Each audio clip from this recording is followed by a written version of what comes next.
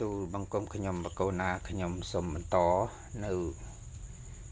រាជទី4របស់ព្រះជ័យជាស្ដាអង្គស៊ូបន្តទៀតបាទនៅក្នុងឆ្នាំ1704បន្ទាប់ពីរាជបុត្រច្បងរបស់ព្រះអង្គបានសោយរាជមកបានមួយឆ្នាំក៏ដាក់រាជមកវេមកឲ្យព្រះបិតាជាបន្តអញ្ចឹងក្នុងឆ្នាំ1704ព្រះរាជវង្សានុវង្សលាវមួយដែលត្រូវបានលាវមួយក្រុមវាយយកដណ្ដើមរាជសម្បត្តិដែលបង្កឡើងតាំងពីឆ្នាំ1700នោះមកម្លេះបាននាំបរិវារប្រមាណ 5000 នាក់មកសុំជ្រកកោនព្រះរាជាខ្មែរព្រះអង្គស៊ូក៏ទ្រង់អនុញ្ញាតបើតាមរាជពង្សាវតារមហាបុរសខ្មែរថាព្រះជ័យជាស្ដាអង្គស៊ូទ្រង់ទសពិតរាជធរណាក្រុងរាជសម្បត្តិប្រកបទៅដោយសេចក្តីសុខចម្រើននិងវិបុលភាពគ្រប់វិស័យជាពិសេសគឺព្រះអង្គទ្រង់មានព្រះសទ្ធាឧបត្ថម្ភខាងផ្លូវពុទ្ធសាសនាដោយច្រើនគឺព្រះអង្គបានកសាងនៅវត្តជាច្រើនដូចជាវត្ត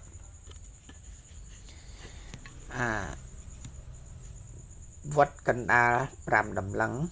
វត្តព្រៃពួនវត្តទួលអូជ្រឹងវត្តសំរោងនៅកណ្ដាលស្ទឹងវត្តព្រះមហេសីនៅភូមិក្រាំងល្វានិងវត្តទួលព្រះស្រីជាដើមនៅឆ្នាំ1706ព្រះអង្គក៏ផ្ទេររាជសម្បត្តិឲ្យរាជបុត្រវិញរាជលើកទី2របស់ព្រះស្រីធម្មរាជក្រុងរាជលើកទី2របស់ព្រះអង្គនេះព្រះអង្គទ្រង់បញ្ជាឲ្យចៅហ្វាយស្រុកខេត្តពីមអុកញ៉ាបញ្ញាសេដ្ឋីគៀពួកលាវដែលនៅស្រុកបាទីនោះឲ្យទៅរស់នៅជ្រោយរៀមកំពង់សោមប៉ុន្តែពួកលាវដែលមានខ្សែរាជវង្សនោះមិនព្រមរាជវង្សឈ្មោះសុគន្ធបុត្រហើយក្រោកបះបោរឡើងច្បាំងប្រឆាំងនឹងព្រះរាជាហើយក៏បែកទ័ពខ្ចាត់ខ្ចាយទៅជា3ក្រុមក្រុមទី1ទៅពឹងយួនមួយក្រុមទៀតទៅពឹងព្រះកែវហ្វាអង្គអឹមហើយនឹងមួយក្រុមទី3គឺបានភៀសរត់ទៅនៅព្រៃលើខាងមណ្ឌលគិរីរតនគិរីអីចឹងទៅឬក៏នៅខាងអូរ៉ាល់ខាងអីនោះទៅលើចឹងវិញចំណែកព្រះអង្គអឹមកំពុងតែមិនពេញចិត្តព្រះរាជាផងនិងចង់ជ្រែករាជផង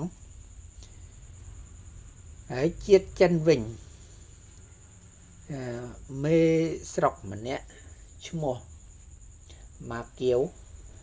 ដែលព្រះរាជាតែងតាំងឲ្យត្រួតត្រាភាគខាងក្រោមនោះបានក្បត់ស្ដេចខ្មែរហើយទៅចុះចូលជាមួយស្ដេចយួនវិញស្ដេចយួនកំពុងតែមានគំនិតចង់លេបទឹកដីខ្មែរផងក៏បញ្ជូនគ្នាឲ្យមករស់នៅត្រង់តំបន់ពីមនោះយ៉ាងច្រើនកុះកពីពេលនោះហើយតំបន់ពីមនោះក៏បានក្លាយជាចំណុះរបស់យួនតែម្ដង ចំណែកព្រះកែវហ្វាអង្គអឹមវិញបានប្រមូលបពួកគួយពួកលាវពួកសំរែបានប្រមាណ 30000 នាក់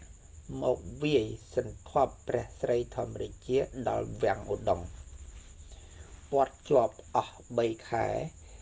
ព្រះស្រីធម្មរាជាវិញមិនបានដឹងខ្លួនសោះមិនបានត្រៀមកម្លាំងទីបំផុតព្រះអង្គក៏ភៀសខ្លួន